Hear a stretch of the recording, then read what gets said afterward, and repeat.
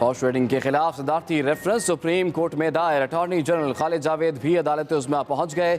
सदारती reference में supreme court से पूछा गया कि आर्टिकल 63A की कौन सी तशरीह काबिल कबूल है। क्या पार्टी पॉलिसी के खिलाफ वोट देने से रोका जा सकता है या नहीं?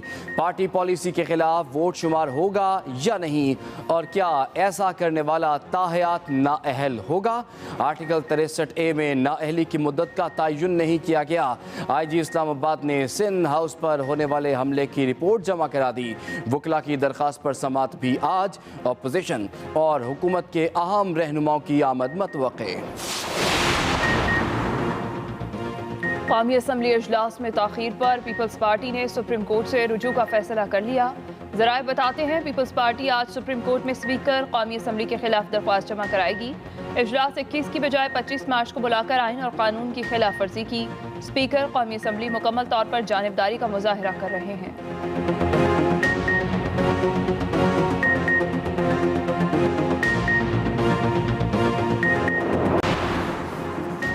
अहलन व सहलन मरहबा। OIC के सेक्रेटरी जनरल हुसैन इब्राहिम पाकिस्तान पहुँच गए। OIC वज़राए ख़ारजा काउंसिल के 48वें इजलास की मेज़बानी का एजाज़ पाकिस्तान के पास। बाज़ाब्ता इजलास कल शुरू होगा। वज़ीर आज़म इमरान खान कलीदी खिताब करेंगे। वज़ीर ख़ारजा शाह महमूद कुरैशी कहते हैं कल OIC की चेयरमैनशिप 1 साल के लिए पाकिस्तान को मुंतकिल हो जाएगी। इजलास में शिरकत के लिए आने वाले वज़ीर ख़ारजा 23 मार्च की परेड में बतौर मेहमान खुसूसी शिरकत करेंगे। मिस्र और इंडोनेशिया के वज़ीर ख़ारजा पहले ही इस्लामाबाद पहुँच चुके हैं।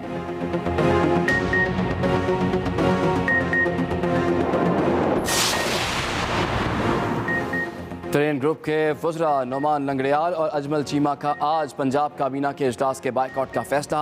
जहांगीर तरीन से ओन चौधरी का टेलीफोनिक रब्ता। परवेज़ खटक के राबते और मुलाकात बारे आगाह किया।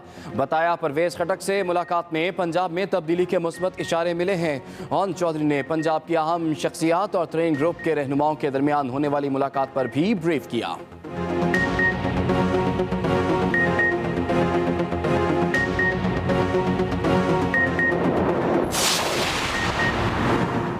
वज़ीर आज़म इमरान खान प्लस थे, प्लस हैं और प्लस रहेंगे। अपोजिशन खुद माइनस होने वाली है।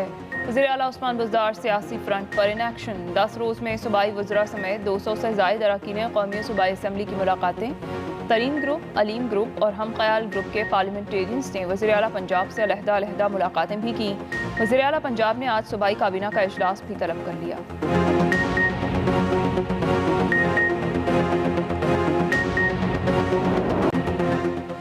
कौमी असम्बली का अहम तरीन इजलास 25 मार्च को तलब। अपोजिशन की रिक्वेजिशन पर बुलाया गया इजलास सुबह 11 बजे होगा। अपोजिशन ने वज़ीर आज़म के खिलाफ अदम एतमाद पेश करने के लिए इजलास बुलाने की कॉल दी थी। स्पीकर कौमी असम्बली असद कैसर ने इजलास 25 मार्च को बुलाने की वजूहात भी बता दी। कहा OIC इजलास के लिए कौमी असम्बली चैम्बर को फरवरी के आखिर में ज़रूरी तज़ीन व आराइश के लिए वज़ारत ख़ारजा के सुपुर्द किया। इजलास की रिक्वेजिशन मिलते ही सेनेट हॉल के लिए दरख्वास्त दी मगर वहाँ भी तज़ीन आराइश के बायस चैम्बर नहीं मिला। तमाम हालात और वाक़यात का जायजा लेने के बाद कौमी असम्बली का इजलास अब 25 मार्च को बुलाया गया है। मैंने लोगों का पैसा चोरी करके अपनी गवर्नमेंट बचानी है। इससे बेहतर है कि मेरी गवर्नमेंट चली जाए। अगर मैंने अपने ज़मीर का सौदा करके रिश्वत देनी है MNAs को, मैं लानत भेजता हूं ऐसी हुकूमत को। ये अपने ज़मीर के सौदे कर रहे हैं सारी कौम के सामने। मेरे जो MNAs गलती कर बैठे हैं, आज मैं आपको पैगाम दे रहा हूं कि मैं आपको माफ कर दूंगा, वापस आ जाए। ज़मीर का सौदा करके गवर्नमेंट बचानी है तो ऐसी हुकूमत चली जाए। वज़ीर आज़म इमरान खान का वाज़ेह और दो टोक मौक़िफ़। बागी पंछियों की वापसी पर आम माफ़ी का ऐलान। मालाकंड में पावर शो। इमरान खान ने कहा वक्त आ गया है, अवाम फैसला करें वो किसके साथ खड़े हैं। ज़मीर फरोशों का घर से बाहर निकलना, शादियों में जाना मुश्किल हो जाएगा। आपके बच्चों से लोग शादियां नहीं करेंगे। MNAs को पैगाम है वापस आ जाएं, वो उनको माफ़ करते हैं। इमरान खान ने एक बार फिर शहबाज शरीफ को बूट पॉलिशिया करार दे दिया। 27 मार्च को इस्लामाबाद में होने वाले जलसे का लोगो भी ट्वीट किया। सियासतदानों की खरीदो फरोख्त की मजम्मत।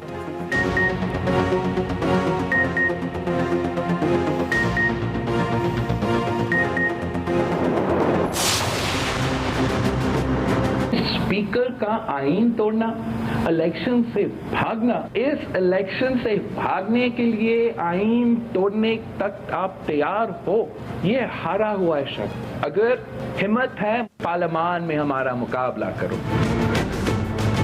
अब आपके आखिरी दिन शुरू हो चुके हैं, इसके बाद आपको हिसाब देना पड़ेगा। आपको आपका अपना करप्शन का हिसाब देना। 14 रोज में असम्बली का इजलास ना बुलाना आइन शिकनी है, हिम्मत है तो आओ पार्लियामान में हमारा मुकाबला करो। बिलावल भुट्टो जरदारी का हुकूमत को चैलेंज। इस्लामाबाद में न्यूज़ कॉन्फ्रेंस करते हुए कहा, वज़ीर आज़म और स्पीकर ने आइन तोड़ा, बुज़दिल कप्तान अदम एतमाद के वोट से भाग रहा है। सिंध हाउस पर हमला, विफाक पर हमला है, इनके खिलाफ दहशत गर्दी का मुकदमा दर्ज होना चाहिए। ऐसे वाक़यात हुए तो ये बनी गाला का तहफ़्फ़ुज़ कैसे करेंगे? स्पीकर के खिलाफ मुत्तहिदा अपोजिशन के मुश्तरका फैसले के तहत चलेंगे। तारीख में लिखा जाएगा कि कौन सा मेंबर आइन और अवाम के साथ खड़ा था।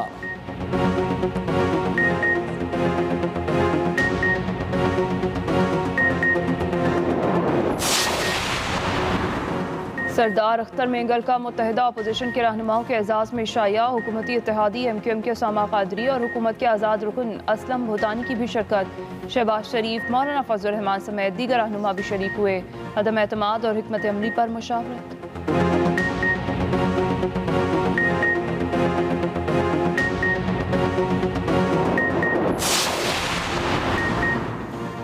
तहरीक अदम एतमाद पर जोड़ तोड़ का फाइनल राउंड शुरू। हुकूमत और अपोजिशन के राबते और मेल मुलाकातें तेज़। मुत्तहिदा अपोजिशन का इत्तेहादियों के मुतालिबात तस्लीम करने में हतमी पेशरफ्त का फैसला। इत्तेहादियों के वज़रा 25 मार्च के बाद मुस्ताफ़ी हो जाएंगे। अपोजिशन के साथ मुस्तकबिल की हुकूमत में इत्तेहादियों को ज़्यादा शेयर मिलने का कवी इम्कान।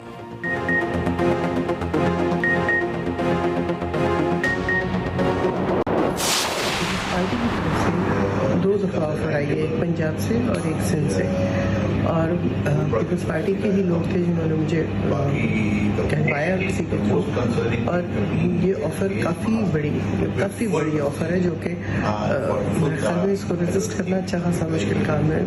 16 करोड़ की पीपल्स पार्टी ने 16 करोड़ रुपए की पेशकश की। PTI के रुकन कौमी असम्बली नुसरत वाहिद का दावा, कहा ऑफर सिंध और पंजाब से हुई। पीपल्स पार्टी के लोगों ने 2 बार राबता किया। इतनी बड़ी रकम को रद्द करना मुश्किल काम होता है, ताहम उन पैसों का क्या करती? हराम की कमाई शक्लें नहीं नस्लें बिगाड़ देती है, इसलिए थोड़े पैसों पर ही गुजारा कर लेना चाहिए।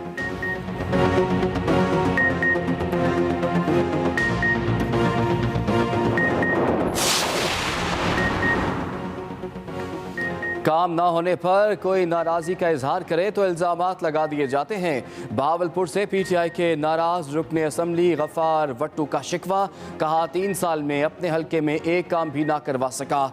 मुतालिबा था हल्के को CPEC और मोटरवे से लिंक किया जाए। पैसे लेने और देने वालों पर लानत भेजता हूँ। सिंध हाउस गया ही नहीं, झूठा इल्ज़ाम लगाया गया। पंजाब में करप्शन के सबूत पेश किए लेकिन कोई एक्शन नहीं लिया गया। हमारे बगैर ना हुकूमत बन सकती है ना ख़त्म हो सकती है। MQM पाकिस्तान के रहनुमा खालिद मकबूल सिद्दीकी कहते हैं, आने वाले हफ्ते में हमारा इम्तिहान आ रहा है। हुकूमत को बचाने से ज़्यादा जमहूरियत बचाने का फैसला करना है।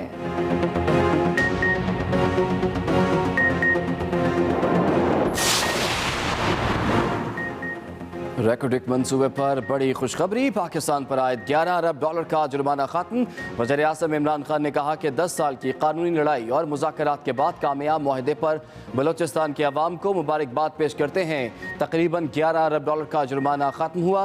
$10 अरब बलोचिस्तान में लगाए जाएंगे। 8000 नई मुलाजमतें पैदा होंगी। रेकोडिक मुमकिन तौर पर दुनिया में सोने और तांबे की सबसे बड़ी कान होगी। वज़ीर आला बलोचिस्तान बोले, सूबा अब सरमायाकारी और तामीर और तरक्की का मैदान बनेगा। ये मंसूबा बलोचिस्तान को दुनिया भर से जोड़ेगा। खास में आपको बताएं कि सियासी लड़ाई सुप्रीम कोर्ट तक जा पहुंची। अहम केसेस की आज समाअत हो रही है। सियासी लड़ाई सुप्रीम कोर्ट तक पहुंच गई। अहम केसेस की आज समाअत हो रही है और इत्तलात के मुताबिक हुकूमती मुनहरिफ अराकीन से मुताल्लिक सदारती रेफरेंस दायर कर दिया गया। इसके साथ साथ पीपल्स पार्टी कौमी असम्बली इजलास में ताख़ीर पर अदालत से रुजू करेगी। अहम खबर आप तक पहुंचा रहे हैं। इस्लामाबाद में अमन व अमान के हवाले से सुप्रीम कोर्ट बार की दरख्वास्त पर समात भी आज होगी। शहबाज शरीफ, फजलुर रहमान और बिलावल भुट्टो की सुप्रीम कोर्ट आमद मतवक्के है। अहम और बड़ी खबर आप तक पहुंचा रहे हैं। सियासी लड़ाई सुप्रीम कोर्ट तक पहुंच गई। हुकूमती मुनहरिफ अरकान से मुतालिक सदारती रेफरेंस दायर। पीपल्स पार्टी कौमी असम्बली इजलास में ताख़ीर पर अदालत से रुजू करेगी। हुकूमती मुनहरिफ अरकान से मुतालिक सदारती रेफरेंस दायर। और इसके साथ साथ आपको बताएं कि इस्लामाबाद में अमन व अमान के हवाले से सुप्रीम कोर्ट बार की दरख्वास्त पर समात भी आज ही होगी। पीपल्स पार्टी कौमी असम्बली इजलास में ताख़ीर पर अदालत से आज रुजू कर रही है। इस्लामाबाद में अमन व अमान के हवाले से सुप्रीम कोर्ट बार की दरख्वास्त पर समात भी आज होगी। शहबाज शरीफ, फजलुर रहमान और बिलावल भुट्टो की सुप्रीम कोर्ट आमद मतवक्के। Attorney general of Pakistan Khalid Javed supreme court पहुंच गए। मीडिया से गुफ्तगू करते हुए अटॉर्नी जनरल ने कहा कि रेफरेंस में 2-3 सवालात पूछे हैं, रेफरेंस की पैरवी खुद करूंगा। सर कितने बजे तक सर फाइल करें? बस नेक्स्ट कपल ऑफ आवर्स कोशिश कर रहे हैं जितनी जल्दी हो जाए वो इंशाल्लाह 2 घंटे के अंदर। सर क्या प्ली ले रहे हैं? उसमें 2-3 सवाल पूछे हैं। बुनियादी तौर पे 63A की तशरीह है। डिस्क्वालिफिकेशन अगर है तो फॉर लाइफ है। और वोट की जो है क्या उसका वेटेज होगा, ये काउंट हो सकता है, नहीं हो सकता। ये रेफरेंस आपकी तरफ से फाइल होगा या कोई प्रेसिडेंट ऑफ पाकिस्तान की तरफ से है। कौन करेगा? Attorney general.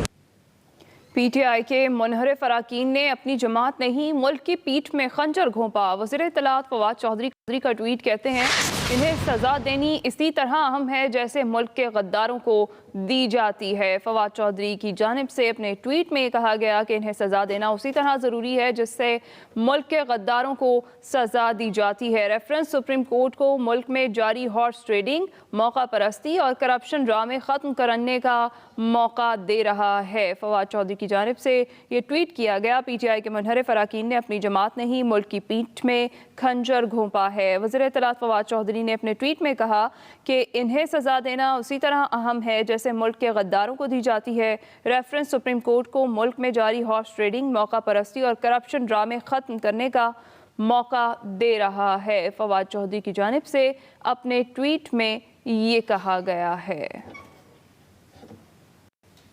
14 दिन में इजलास का आईनी तकाजा पूरा न करके इमरान खान और स्पीकर आर्टिकल 6 के जुर्म के मुर्तकब हुए हैं। इजलास का आईनी तकाजा पूरा न करके इमरान खान और स्पीकर आर्टिकल 6 के मुजरिम हुए हैं। मरियम औरंगजेब की जानिब से ये कहा गया कि दस्तूर शिकनी, गद्दारी और बगावत है, सज़ा के लिए तैयार रहें। नून लीगी रहनुमा ख्वाजा साद रफीक ने ट्वीट किया, वज़ीर आज़म के ओहदे पर मुसल्लत मुतकब्बिर आइन शिकन साजिशी इश्तियाल फैलाकर अवाम को लड़वाना चाहता है। कोई तुम्हारे साथ नहीं, इत्तेहादी ना मेंबर ना स्पॉन्सर ना कौम, गालम गलोच, घेराव जलाओ और बदजुबानी तुम्हें ले डूबेगी। पीपल्स पार्टी का स्पीकर कौमी असम्बली असद कैसर के खिलाफ आर्टिकल 6 के तहत कार्रवाई का मुतालिबा। वज़ीर इत्तलात सिंध सईद गनी कहते हैं कि स्पीकर असद कैसर ने ऐवान का इजलास देर से बुलाकर आइन की संगीन खिलाफ वर्जी की है। स्पीकर आइन की बजाय इमरान खान से वफादारी निभा रहे हैं। दावा किया कि सिंध हाउस हमला केस की रिपोर्ट सुप्रीम कोर्ट में जमा करवा दी गई है। अहम खबर आप तक पहुंचा रहे हैं। सिंध हाउस हमला केस की रिपोर्ट सुप्रीम कोर्ट में जमा करा दी गई है। रिपोर्ट के मुताबिक पुलिस की जायद नफरी के बावजूद सिंध हाउस का गेट टूटना शर्मिंदगी का बाइस है। ये रिपोर्ट जमा करवा दी गई है। रिपोर्ट में कहा गया है कि वाकई में गफलत बरतने पर 10 एहलकारों के खिलाफ कार्रवाई की जा रही है। रिपोर्ट में यह भी लिखा गया है कि हमले में मुलव्विस MNA समेत 15 मुल्जिमान को जमानत पर रिहा किया गया। सिंध हाउस हमला केस की रिपोर्ट सुप्रीम कोर्ट में जमा करवा दी गई है। रिपोर्ट में कहा गया है कि पुलिस की जायद नफरी के बावजूद सिंध हाउस का गेट टूटना शर्मिंदगी का बाइस है। एक मरतबा फिर से आपको बताया कि पीपल्स पार्टी का स्पीकर कौमी असम्बली असद कैसर के खिलाफ आर्टिकल 6 के तहत कार्रवाई का मुतालिबा। वज़ीर इत्तलात सिंध सईद गनी कहते हैं कि स्पीकर असद कैसर ने ऐवान का इजलास देर से बुलाकर आइन की संगीन खिलाफ वर्जी की है। स्पीकर आइन की बजाय इमरान खान से वफादारी निभा रहे हैं। इमरान खान इस मुल्क के लोगों के साथ जो ज्यादतियां उसने की उसको भुगत रहा है। इस मुल्क की मईशत का जनाजा निकाल दिया, इस मुल्क के इदारों को तबाह कर दिया, इस मुल्क की पार्लियामेंट के जो तकद्दुस है उसको पामाल किया, इस मुल्क की सियासत को गलाजत से भर दिया, इस मुल्क में कर्जे जो पीपल्स पार्टी और नून लीग की हुकूमत ने 10 सालों में नहीं लिए थे, इस नालायक ने 3.5 साल में ले लिए। तरीन ग्रुप का पंजाब काबीना के आज होने वाले इजलास के बॉयकॉट का फैसला। तरीन ग्रुप के नुमान लंगड़ियाल और अजमल चीमा इजलास में शरीक नहीं होंगे। आपको अपडेट करें, तरीन ग्रुप का पंजाब काबीना के आज होने वाले इजलास के बॉयकॉट का फैसला। तरीन ग्रुप के नुमान लंगड़ियाल और अजमल चीमा इजलास में शरीक नहीं होंगे। पंजाब की अहम शख्सियात के तरीन ग्रुप के वज़रा से राबते। तरीन ग्रुप के अहम रहनुमा दोपहर को दोबारा मुशावरत भी करेंगे। अहम खबर आपको अपडेट कर रहे हैं। तरीन ग्रुप के अहम रहनुमा दोपहर को दोबारा मुशावरत करेंगे। काबीना इजलास वज़ीर आला पंजाब की ज़ेर सदारत शाम 6 बजे होगा।